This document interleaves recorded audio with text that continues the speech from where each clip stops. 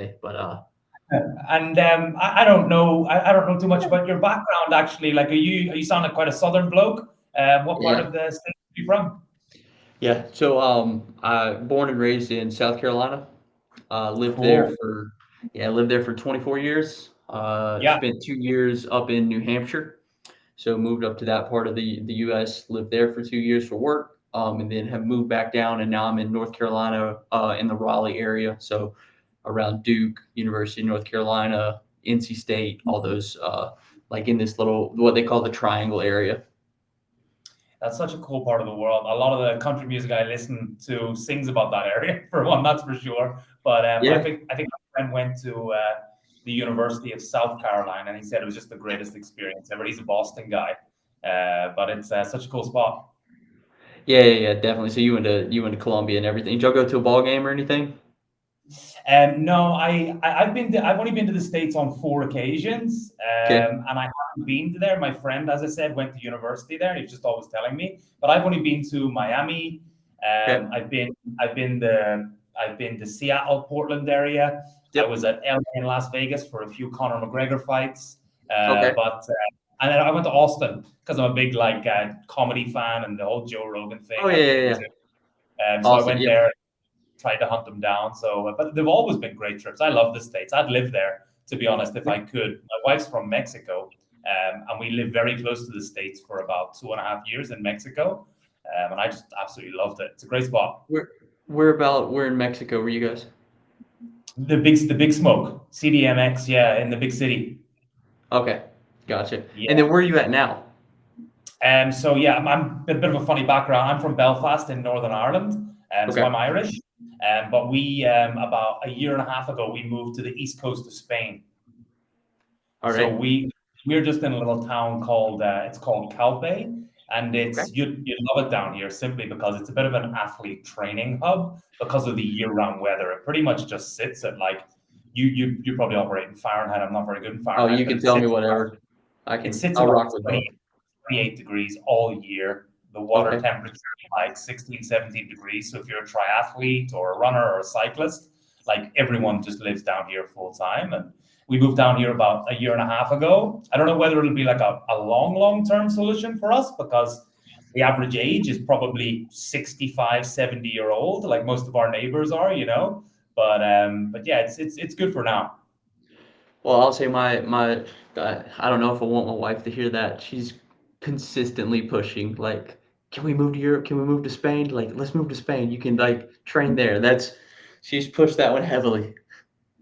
Yeah, listen, it really just you just got to pick your spots, right? And like where we Yeah. live is just a bit more of a retirement area, but like if you Hmm. go an hour north, you've got Valencia, and like the average age probably halves, just an hour north, and then you go south, and you got Alicante, and that region's just a much younger region as well. But it's just where we are. It's like a nice beach area, and yeah, generally it's people that have retired and just want to spend their time, and then athletes come and do their training camps down here for 3, 4 months. But either here or Mallorca is like kind of Yeah. the two big spots where a lot of athletes go to do most of their training. That's where I've seen a lot of the Hyrox athletes kind of at training out of CrossFit Mallorca down there. I've got so the guy that I work with, training wise, Marcus Friesen within the TFM training program. Him and his, I was gonna say wife. They're not married, but they might as well be. Yeah, They're moving to Spain as well at this point. So yeah, it's a good spot. The cost of living's really like there's so many positives. Like oh, for sure. positives of Spain, weather, cost of living much lower. Um,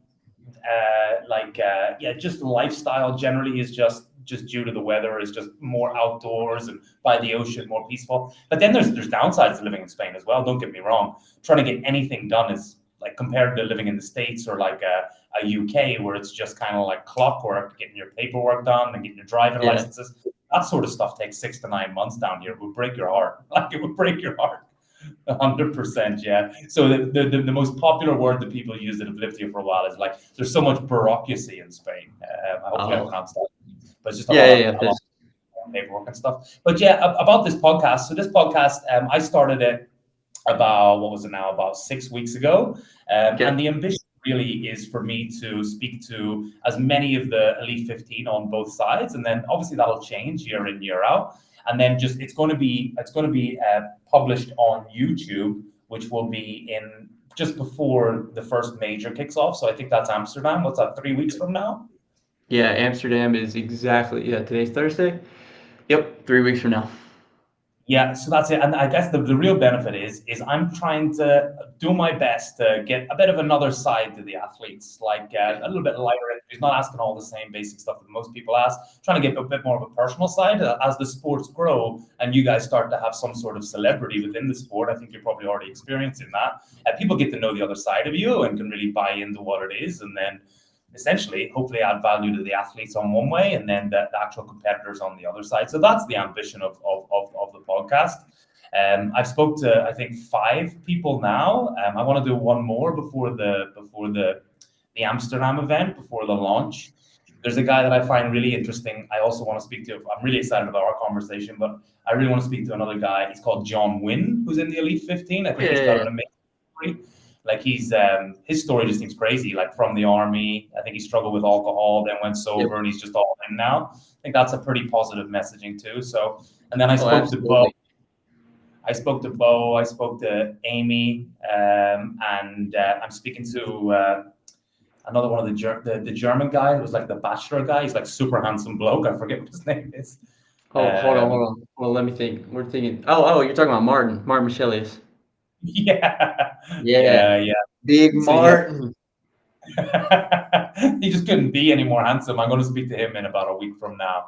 So Right. I am. He's gonna be a heartbreaker.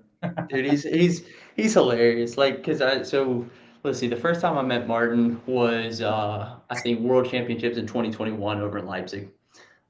Yeah. And like, and the dude is gigantic. Like, Oh, yeah. just a big guy. He's like 6'5", a little over 100 kilos. Like, I Mhm. mean, he's just big.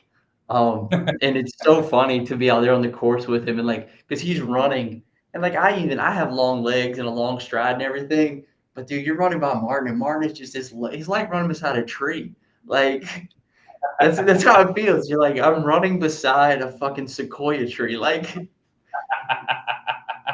um, Yeah, yeah. There's some real characters actually in the mix. It must be fun being a part of it all. dude, I enjoy it. Like the people I've gotten to meet, the friends that I've made through it, it has been like tremendous. I think what I've really enjoyed the most about this sport is the global aspect of it. As Yeah, it continues to grow, it's provided me travel opportunities and I've gone to places that I never really thought I would go to. Again, like you picked up very early, Southern guy. I come from a very small town. Like my town had 2 stoplights. Less than 2,000 people. It was a tiny little place. I lived back in the woods. And so to go from just being this kid who like I grew up the high school track that we had, it was 6 lanes. It was made of concrete, but it was really only 5.5 lanes once you got to the back 200 because half the lane just fell off the side of the track. Like it was, I, I mean, I feel like not to overplay, but I come from humble kind of beginnings. yeah, There's not I didn't come from poverty. We weren't poor or anything like that and didn't like struggle. But I mean, it was very much like I didn't have anything catered to me. It was a lot of just work, just yeah, continuous work. And yeah, then lucking out that this sport even developed, you know? Um, I remember thinking when I was younger, I remember saying this to somebody. I was like, "Man, I would be really good at, like, track if they just suddenly started throwing burpees in here and shit." Like, I remember saying that. I was like, "I can do those things, and I'm pretty good at them." And now all of a sudden, like, that's one of the kind of marquee stations for me where I hit the burpee broad jumps, and I can do them in, close to 2 flat. And, like, yeah, so now that's actually turned into a niche sport, and I'm like, I'm not a great straight up runner. I'm not a conventionally strong person, but all of a sudden you start just meshing it all together, and I'm good at it. And sometimes you just have to get right place, right time. I was lucky that this sport developed when it did. It came along within my athletic career, and like I had just gotten done being a college cross country runner. I wasn't really sure what direction to go. I started trying to go like the OCR route, and Yeah. then right around that time was when COVID happened, so everything kind of shut down. And then that's when I found Hyrox online through like their virtual championships of fitness. Um, Yeah. and I was doing decent with those workouts, and I was like, but these workouts are short, and I know that I'm really good between the time domains of about 45 to 90 minutes. Cool. And so that's that knowing that and seeing the sport and being like, well, maybe I could do this. And then just really committing to it like I have. It's just opened a world of opportunities that I've been super grateful for. And I think the biggest thing that I learned from this has been how actually like flat the world is with regards to hierarchies. Um, Yeah. like I've had conversations with people that if you would have asked me like 10 years ago, it's like a 17, 18-year old, I would have put these people on like this pedestal of like, Yeah. this is a different type of person than me. Yeah. Um, and then all of a sudden you're competing like with people that you would watch on TV and you're running Hmm. with and you're racing with them. And you're like, having a conversation and a beer afterwards, you're like, this is just a person. Yeah. And it's funny that when that happens, at least for me, when that happens in one realm of life, you're like, I bet that translates everywhere else, doesn't it? Um, Yeah. and the world became so much flatter. And I was like, I feel you get this feeling like, oh, you can belong just about anywhere. Yeah. a And hundred. I've loved that. That's really cool. And like normally before I jump into these podcasts, we just have a bit of a sort of introduction like we're having now. But I had a feeling we're going to have a pretty good like sort of connection. So I started recording. I'm glad I did because there's a lot of good stuff there. But yeah, no, you're 100% right. I'm from a small town as well in Northern Ireland. Like I think 20,000 people max as well. Bo is the same. He's from a very small town in New Zealand actually. And he moved to Switzerland as well. But I think once you begin to travel, there's two big things. Firstly, the world actually becomes much smaller than what you thought it was. Like everywhere is just like a day away, really, like within a Yeah. day. And that's cool when you start to get your head around that you can be anywhere within a day. And then secondly, like that thing as well, when you realize that you can actually just get access to anyone as long as you just reach out and put yourself in the right spots, it's really cool. But now that you're rubbing shoulders with those people, it must feel great. And I just think for you guys, I'm more of a business guy. You can see that I've done a little bit of competing as well in the past, but I'm not a really high level athlete, but I'm more of a business guy. And coming at Hyrox from that angle, this is probably the fastest growing sport in history that you're a part of right now. Like it's went from within 4 years, it's went from like essentially zero participants to 375,000 people this year. It took CrossFit 21 years to hit that number. So it Dude, did. So like it's crazy. and that's been one part that's been really, really fun to also be a part of because I've Yeah. gotten luckily. So I didn't, I believe the first world championships they had was 2018 or 19. I can't remember. Um, Okay. but then it was like, it started to get a little bit of steam and then, COVID just slows everything down. And so I Yeah. kind of I feel like I entered at the ground floor. And it was really cool to be a part of it super early on and have a connection with the people who have made this thing grow to the trajectory that it's grown. Just being like Yeah. blowing through, like you said, 375,000 people. But I just kind of remember it off the very beginning when it was just kind of like a little, we're patchworking this together here. Yeah. Um, and having the access to the people who have now built it up to where it is now has been really cool because you saw their vision and what they Yeah. wanted it to become. And I think one of the reasons that it grew as fast as it did is because of the accessibility of the movements to a degree, Really. and also the environment that Yeah. is like when I explain it to people, I'm like, just imagine that you're gonna go to a party. You're going to a fitness party, and you're going to a fitness party from 8 in the morning until like 7 o'clock at night. Yeah. And you're like, and when you go race, you've got support from people you have never met before, and they're going to be standing out there. And like I know, because I do this, and I know other people do this. They just pick somebody in the crowd, and they hone in on them, and they're like, if they're not, if that's not the person they came with or whatever. That's their person Yeah. for the race, and they're cheering Yeah. for you. Like I've had so many people that I've seen. I'll make eye contact with them in a race, and I know that they're like they're on Team Dylan today. Um, and you feel that everybody there is there to watch other people succeed. Um, 100. yeah, and that right there builds a great culture. Um, Yeah. and when the culture is there and the execution is there, I've watched the execution of the sport get a lot better. Um, Yeah. I mean, to be able to roll out as many waves as they do to get that takes that's a symphony in itself that you're having to orchestrate. Yeah, it's Um, it's it's absolutely incredible because like this year we're going like we will see like as I said about 370,000, but that's not really what the demand was. The demand was much higher. There's a whole aftermarket of hundreds of thousands of people that want to get tickets to these races and can't get them. So next year it's probably as long as they can facilitate the growth, it might be double that. So like if you think about it like from a financial opportunity, as an athlete and to build a career of it, like CrossFit, let's think CrossFit prior to COVID. And they were at their sort of peak probably about 2017, 2018. And they mhm. have 400,000 global participants. And the average athlete was spending about 1,500 per year on CrossFit. So it was a $4.5 billion opportunity or market value per year. That's crazy, right?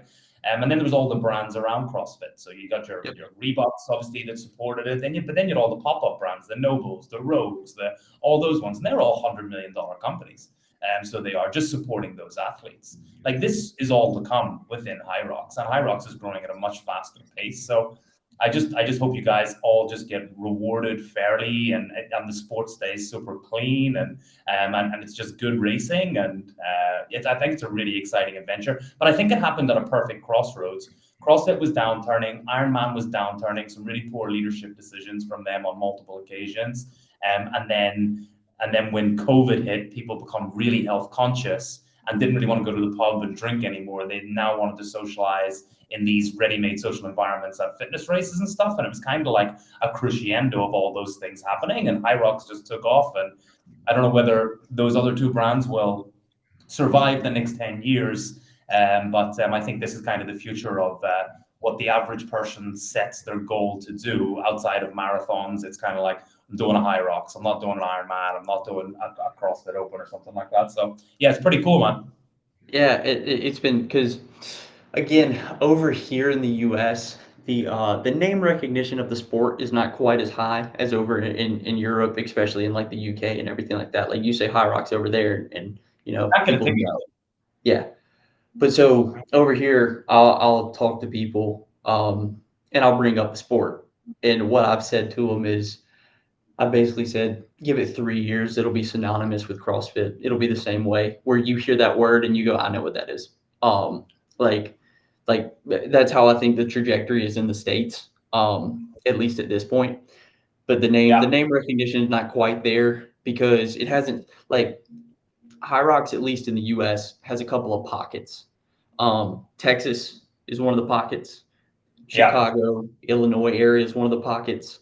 And then with the New York events, as the New York event has expanded, that's become so you've got like kind of three pockets and a little bit in California. Like they've raced out there, but I don't think yeah, the energy has been quite the same as it has been at some of the other ones. I could be incorrect on that, but just watching it, either being at races in these areas or watching from afar the live streams and stuff that I've seen, yeah, you basically got four pockets in the U.S.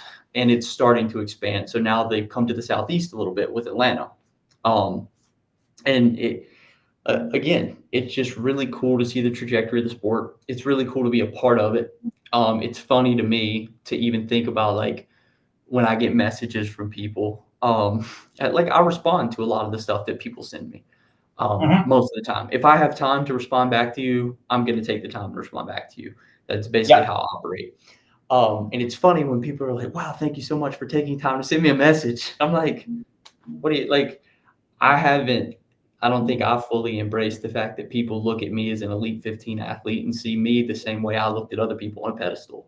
They're hmm. like, "This guy runs 55 something for Hyrox. He's a crazy athlete." I'm like, "Dude, I'm just a regular ass guy." Like I'm very chill. And if you have questions for me and you hit up my inbox, you're probably going to hear back from me. That's Like so cool. It's unless I such just it's such miss it. a point.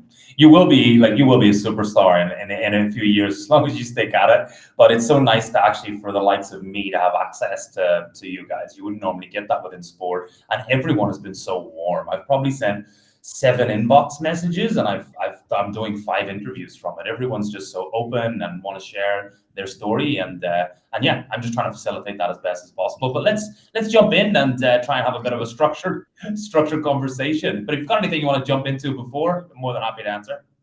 Nah, man, I'll let it because I'll go unstructured as all get out. I'll just sit here and yap, and I'll take us off the rails, and there's no telling where we'll end up. So I'll let you The provide a most little framework, and I'll play within the lines. That's all good. The most important thing for me is I want to respect your time. How long are you good for? Um, I can probably give another. I can go to about 12, 15. So I can give another 20 minutes or so.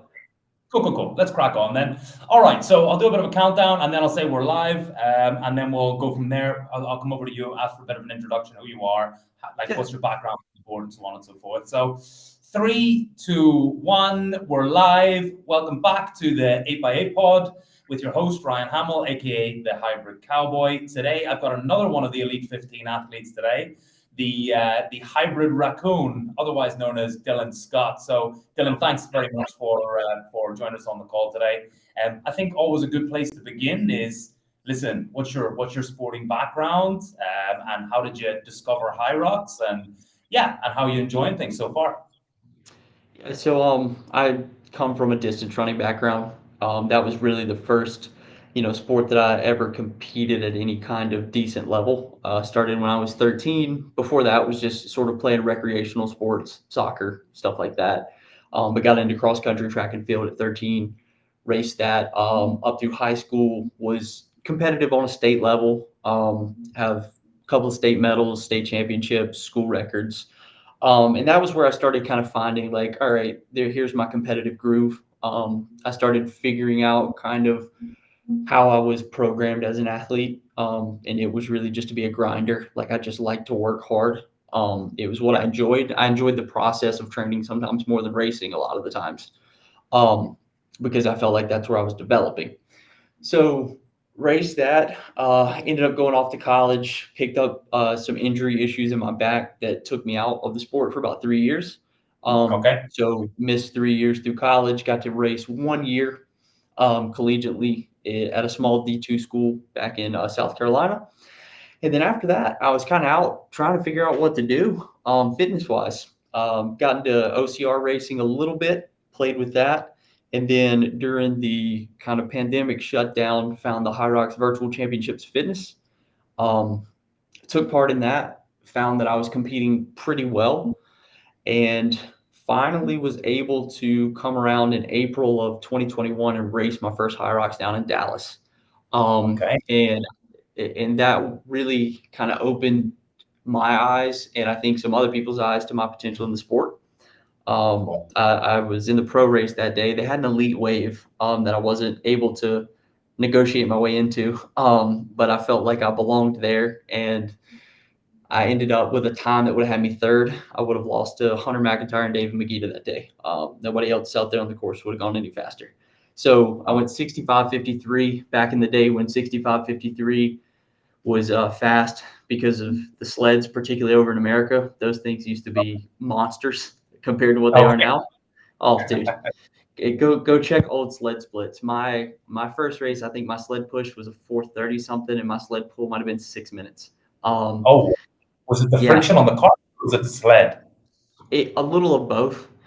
I mean, Okay. like if you go back to 2021 through 2022 and look at the sled splits there, you're having a good day if you're pushing 4 minutes and if you're pulling 4 minutes. Like those are it was pretty regular to see guys go 4:30 and 5. Those sleds used to take the life out of you.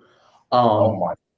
things have gotten a lot smoother now. So that was my very first race, and I think I lined up that day, and I just remember everybody they looked at me like, man, this guy's kind of frail. Like he looks kind of skinny. Like when he goes to hit 440 pounds, I don't think it's going to move.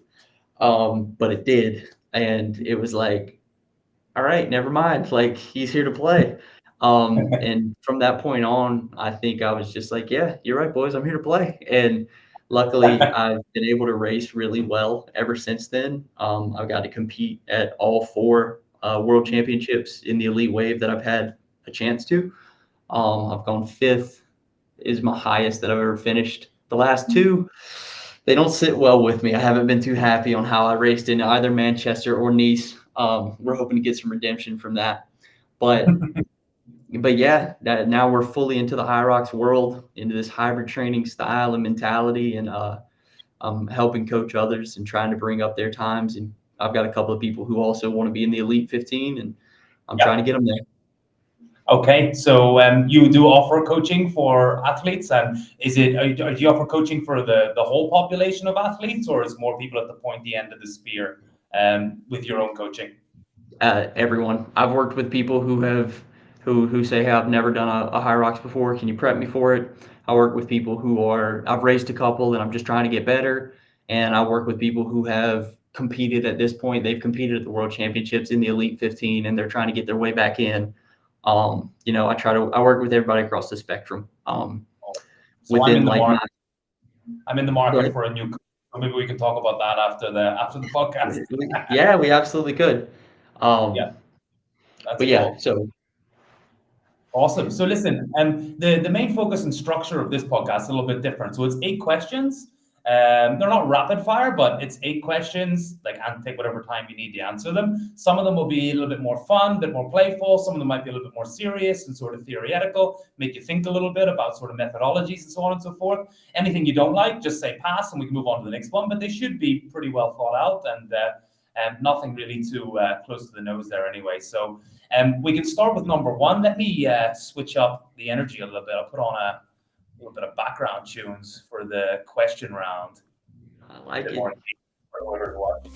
It would be country music if they had any on here. I'm a big country guy, as I said. So is Bo Willis, actually. He's a big country music guy. That's his guilty pleasure too. Bo loves some country music. I think he picked it up when he was because he was in the Southeast playing tennis. Yeah. Because we talked. I actually I interviewed Bo for a different podcast. He and I spoke, I don't know, probably a year ago or so. And where he played tennis at, he would have competed against the same college that I went to. So cool. So he knows kind of the Southeast area decently. And I don't know if that's where he picked up his love for country music, but I definitely see his stories, and it's always got a little twang to it. Okay, cool. I'm going to start with questions. I'm going to pop up on the screen and I'm going to read them out to you anyway. Start with question 1. The Hybrid Racoon. So we're going to play a bit of a game on this one, right? And so Racoon is you like it. Trash Panda is you don't like it. All right. So starting with, we're going to go through all the stations. Your answer is either Racoon or Trash Panda. All right. So let's kick off with the skier. Skier, Racoon or Trash Panda? Racoon. Racoon. Sled push. Trash Panda. Sled pull. Racoon. Oh, nice. Burpee broad jumps. I know the answer to this one. Racoon. Racoon. The farmer's carry. Racoon. I feel like it's a bit of a break. Like I like them. Cool. What about the rower? Racoon. If it's an erg, put me on it. Okay, cool. Lunges. Racoon. That's one of the things that I can't squat for shit, but I'll lunge forever. And the wall balls. Just trash. Not even panda. Just trash. And the run. Racoon. Coming from the running background, I enjoy it. Okay. It scares me though. That's awesome. Love it. Something a little bit different. Question 2. What year do you think the first athlete will break 50 individual, and why do you think it'll be that year? Ooh. I don't know if anybody will. Okay. I don't know if on a perfectly standardized course where it's an 8K run, where we're positive that it's an 8K run and the sleds move not in some crazy capacity. We're just talking top end human limits. How fast can somebody go for this? I mean, if somebody does it, I'm gonna give it 25 years from now. So we're looking at 2050. Um, I Hey, interesting. I really think that 50 minutes for this is a tremendous effort. Okay, wow, that's such an interesting answer. My guess would have been you would have said within 5 years, but very interesting. That's cool. It's interesting to see it from an athlete perspective on how much is left to squeeze out of it. It sounds like not so much. Something big would have to change. Like something big would have to, you're gonna have to get somebody who's able to run, a 25-minute 8K and Yeah. still move through all of these stations. Like, and that's you're asking a lot of the human body to do that. Wow. I seen you done a workout the other day, which was a crazy volume in like 57 minutes. You done like 12K with like, Yeah. it was Oh yeah. 30 wall lunges and 30 something else. That's, that feels like that's similar sort of volume actually, all in. Yeah, and I mean for that, the thing is there was not a second wasted, you know? Yeah. Like you're just moving through that. And I've done that workout a few times. And every time I've worked it out in my head that I think that I can get it down to like 57-20 or something like that. Maybe Yeah. 50, Yeah. maybe flirt with a 57 barrier. But I think you start coming up against just can you even move through everything that fast? Because you look at the fastest doubles time. I mean, you've got two people doing work, you know, Yeah. Yeah. and they're not breaking. I don't think the pro men's doubles broke 50. I don't think anybody has yet.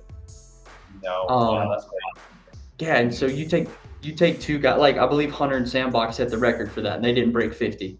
Those two Yeah. guys are Yeah. powerhouses, and Yeah. even Yeah. combined, they couldn't break 50. And I'm like, so you need to give me somebody who is better than both of those two guys combined.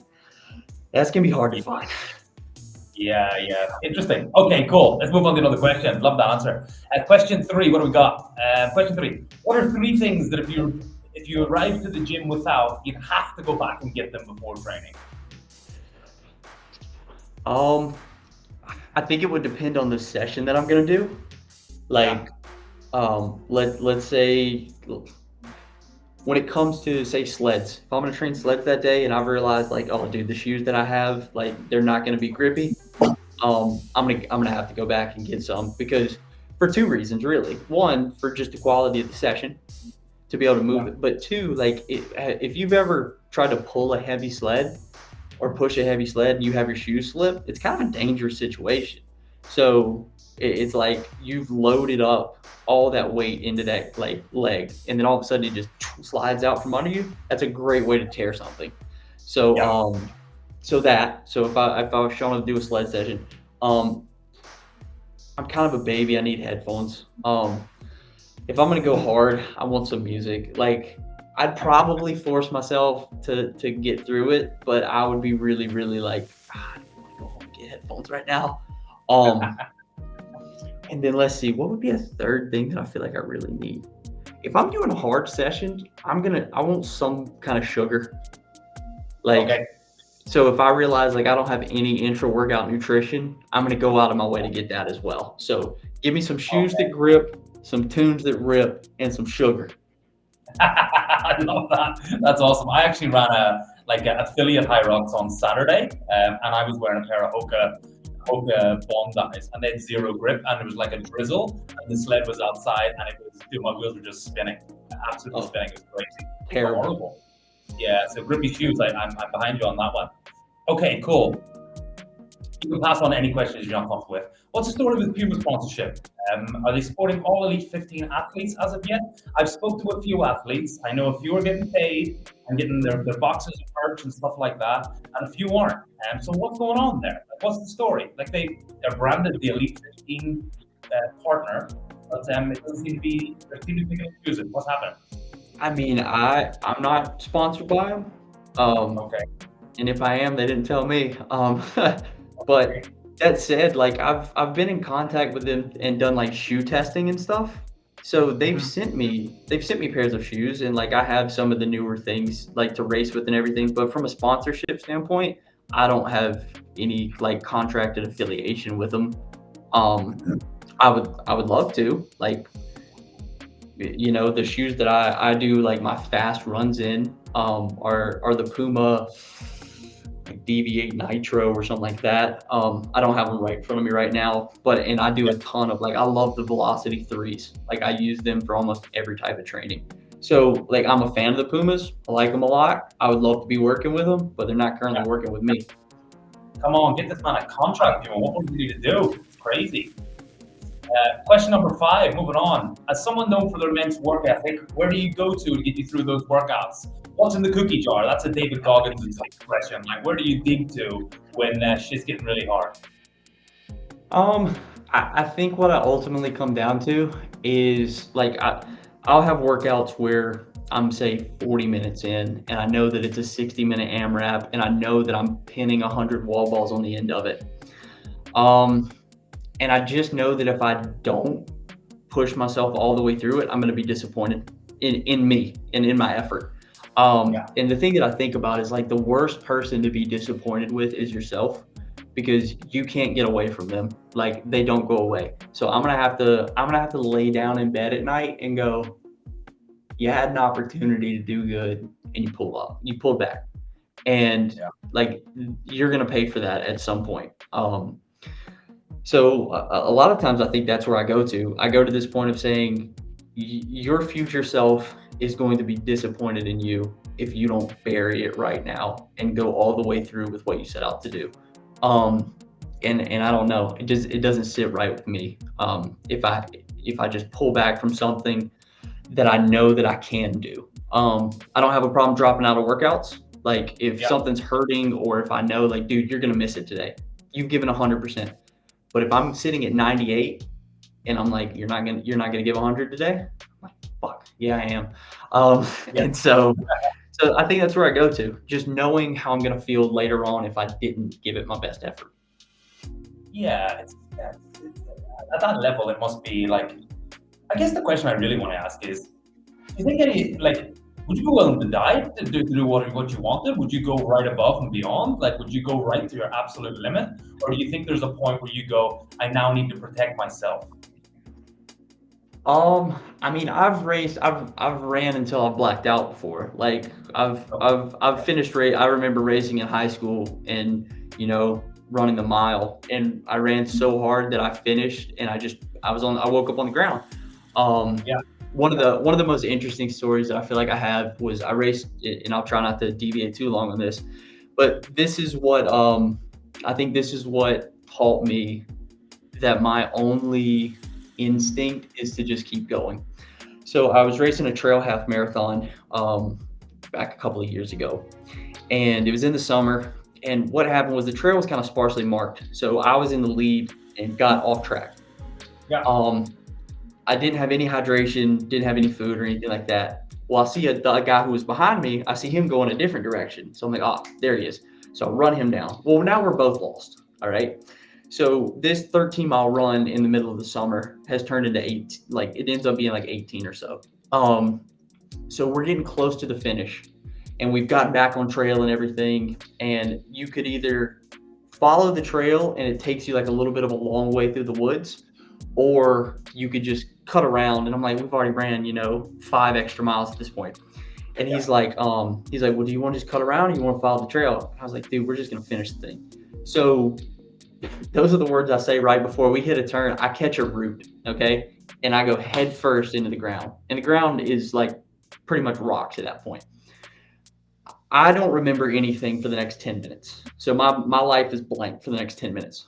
All I know is that it lasted 10 minutes because I hit my head, I stopped my watch, and I have a finishing time at the end. So I unconsciously ran for another mile and change that I have no recollection of. I finished the race, and the next thing I remember, I'm on a park bench surrounded by paramedics, and that's when I come back to. So my body's natural. Go ahead. That shit got me fired up. I'm ready to run through a wall. Yeah, dude. My natural response was, I'm blind. I have nothing going on. And all I know is that I just kept going. So I'm like, all right, that's apparently what happens when my brain goes completely blank and I have no control. It just says, you finish whatever you were doing. So like, that's cool. That's so cool. So there's the answer for the the average athlete that's coming up through Hyrox is, what does it take? It takes everything. You've got to be willing to risk it all if you want to get to the absolute elite levels. That's awesome. Such a great answer. Thank you for that. Yeah. Let's play the yang to that. So the dark place is when shit's getting really hard, but then there's the opposite of that, and I've experienced it a few times in my own sporting career, where you just reach this like elongated period of like flow, where everything just feels great, and you feel like you're in exactly the right place, doing exactly what you should be, and it feels easy and effortless. Like, when was the last time you experienced that in a race, and how did it pan out? Yeah, so that was in Miami on February, I guess 23rd or 4th of this past year when I went 55:34. That day felt so effortless. Like Wow. I would go through a station and I would start to run again, and normally there's a little bit of a lag or something, like finding your legs. Nothing. It just felt like I could just keep going and keep going and keep going. And like I get to the sleds and sleds move fine and I'm running again and I get to the burpees and I go through the and I'm just like I feel invincible today. Um and that's how that entire race felt. It felt like I was so in control that whenever I decided like, okay, we're gonna apply more effort, I could ask myself, can you go faster? Yep. And we could just keep going faster. And it's a cool Wow. feeling. Yeah, you Yeah. keep and I kept waiting. I was like, "When is it gonna hit me? Like, when am I gonna blow up?" And I go through the lunges and I walk and I'm like, "I I don't think it's gonna happen. I think we're gonna have a day today." And that's a great feeling to have. That's really cool, yeah. And long may they continue. And whenever they pop up, when they show their heads, you occasionally get them on your training runs, and you just feel invincible for the day. Yep. But unfortunately, it's all too few and far between. But I'm glad all the stars aligned for you in Miami. That's cool. Question 7. What do we got here now? You mentioned in an interview you need to be logically delusional to break new limits. What is one logically delusional goal you've achieved, and one you've set out to achieve and you haven't yet? I mean, I would say a logically delusional goal that I achieved was, I mean, like, it's funny that David and I won like doubles world championships this year. It was interesting that in back in November of 2023, we ran a race down in Dallas as a backup plan. We were like, there's a chance that neither one of us get into worlds. Um, so we're going to create a backup plan to go try to win worlds in a different way. And what ends up happening is we both get into worlds for the elite wave, and then we come back and win doubles, and win it just by a wall ball off basically. And it was crazy to think. So like to have a medal like that, to be like, Mhm. dude, I have a doubles world championship medal. Like that's awesome. Cool. Um, Yeah. and so that was a logically delusional thing, and it was so cool because when the next time I saw my mom, I gave her the medal and I'm like, this is for you. And Yeah. so I know that it hangs like right beside her little makeup thing that she gets ready with every morning. And so to get that and to give it to my mom, I'm like, I won't. It was just it's a beautiful thing to have and to be able to give away and say, look, you played such a huge role in me being able to do something I never thought I could. Um, Yeah. so that's one that I have achieved. And one that I haven't is like it would be insane to win a world championship. Um, I would love to. I put myself out there, and I'll put myself out there again this year to try to win it. If I do, I have no clue what's going to happen in my brain. Um, I don't know how I'm going to process it, how I'm going to feel, which is kind of a weird thing to think about. To be like, I have no clue how I'm going to react to something, but that's something that I put out there. I think I can win one, um, but we'll just have to see if I can ever make it happen. Yeah, it's going to be a transitional few years as well. A lot of the athletes that are competing in the Elite 15, they're in their mid 30s, aren't they? They're sort of 35, 36. There's a few of the guys that might only have a year or two left, especially the top guys. Yeah. But I mean, also I look at the sport as it grows, like it's going to bring in new talent. Yeah, And so like I've always wondered, I was like, man, am I just gonna get run out of the sport? Like, is the level of talent that's gonna come in just going to supersede whatever I'm able to work my way towards? Like there might just at some point you get to where it doesn't matter how hard you work, the person you're competing against is working just as hard, but they've got better genetics and like you, you can't beat them. You just have to have like the perfect day and they have to be off. yeah, Sometimes you race people like that, and that's just That's life, you know? Yeah. There are plenty of things that I look at myself and I'm like, damn, I wish I had that skill set. And I can work on it, but I can only develop it to a certain level. And there are other people Yeah. that they can just, they can hit it all. And it's a little bit of luck on their part, but if they Yeah. didn't refine any of those areas, it wouldn't matter. So I don't ever want to be like, oh, this person's just a genetic freak. Nah, they had to put work into. But when you race a hard-working genetic freak, that's a rough day.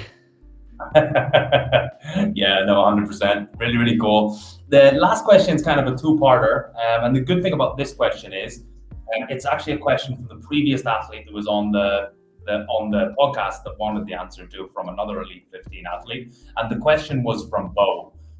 So it was. And his question was, he didn't know it was going to be you actually, but his question actually was, how long are you willing to compete in the Elite 15?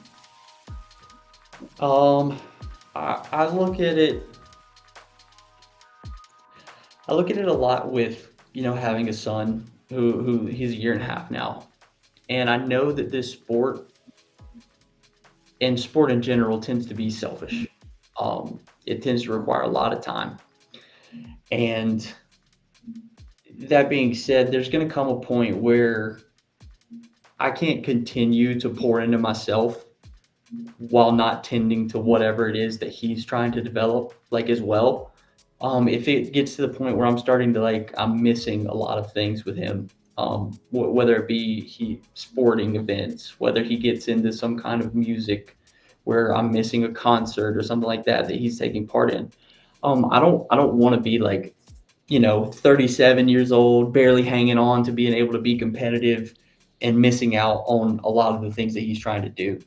So I think I look at it as I'll race as long as it is feasible for me to continue to be at the top of the sport without sacrificing a lot of the things that I can't ever get back with Yeah. regards to my family. Um, Yeah. so that could be 3 years, that could be five, that could be one, you know? Yeah. I have to just play it by how much am I going to sacrifice of that kind of time.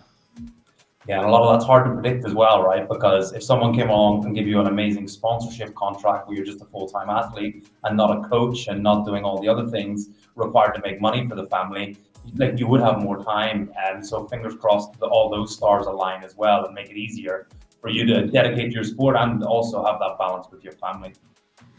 Yeah, and I mean, there's always a part of me that loves the fact that I'm not a full-time athlete, um, because it gives you the mental space to be like, if I don't perform, it's not the end of the world. And sometimes taking that off your back of being like, hey, your entire existence and your worth and all that doesn't ride on how fast you can do a Hyrox. It's good to have that space. It's good emotionally. It allows you to handle setbacks in training and all that kind of stuff well. Because I know that if this doesn't go quite right, I can still take care of everything I need to take care of with my family. And they're okay. So there's a part of me that also almost doesn't want to fully commit to that because I have a great setup to be able to train as much as I need to. Yeah. Um, without having to worry about, oh man, I tore my Achilles. Yeah. Shit. Yeah. Got it. Okay, cool. Second part of that question is one piece of advice to help athletes. When I say athletes, I'm thinking more the community athletes. Let's say their best time so far is 90 minutes. What would be the best piece of advice that you give to them? And they go away for 12 weeks and then shave 10 minutes off their time 100%. I would say I want you to spend more time on the rower and I want you to run a little more. Those are the two things I want you to do. I want you to develop the muscular endurance and aerobic capacity that you get from rowing. And I want you to run a little more because running is 70% of the race. Yeah. You're probably not running enough, and you can probably develop yourself with less damage on the body by using the ergs. So commit to those two things, and you're going to cut time off. Cool. Absolutely love it. And last one, what question do you have for the next athlete? What would you like to ask the next Elite 15 athlete? And you won't know who it is because it's between 2 or 3 different people that might be on next. All right, give me 1 second to think on that. Yeah, it's all good. Take your time. Yeah, what is something that I would like to ask the next 15 athlete? Um,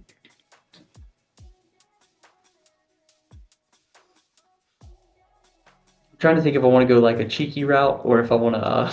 Go cheeky. Come on, your name is the Hybrid Racoon. You gotta go cheeky, man. You're a trash panda. Yeah, I think my question is, how much do you trust that every course is actually the same? Okay, cool. Yeah. I think that's my question because I feel like every single course I look at, I go, I like handicap it. I'm like, that was 90 seconds fast. That was 45 slow. Like I could sit down and handicap like all of the courses and be like, yeah, Okay. that's wrong. Um, so yeah, that'll be my question. Like, how much do you trust that every course is standardized?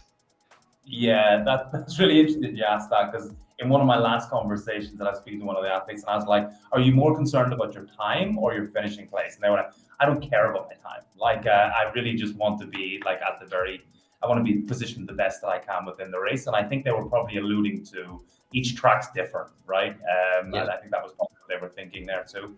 But yeah, I'll definitely ask that to the next athlete.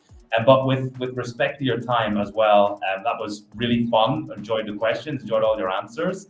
But before we cut off for today, I want to give you a bit of an opportunity to pitch to the audience, sort of how they can contact you, whether it's for sponsorship opportunities, how can they contact you for coaching, and what opportunities are there to work with you on coaching.